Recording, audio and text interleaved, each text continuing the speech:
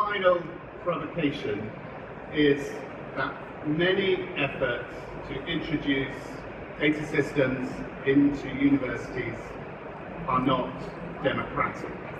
That means choices about introducing these systems often do not involve those staff or students who are likely to be most affected by them.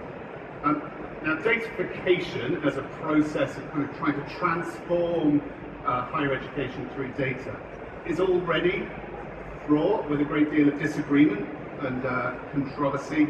Not everyone buys into the kind of promises and advertised benefits of data and datafied transformation, for example.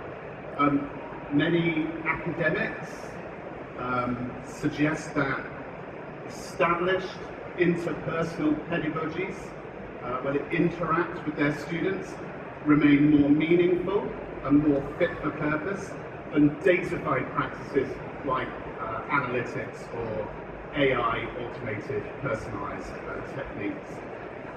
But yet these academics are rarely, if ever, involved in or represented in discussions, deliberations, or the decisions about what kind of EdTech to introduce into teaching and learning processes.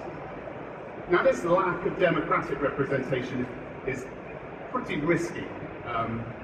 This kind of imposition of new tools without the buy-in to their advertised benefits is likely to mean that those tools do not meet their desired aims. There's a potential here for them just to be neglected or ignored. Poor transparency with potential users over the ways the data will be used could mean tools are actually being actively resisted. And one example might be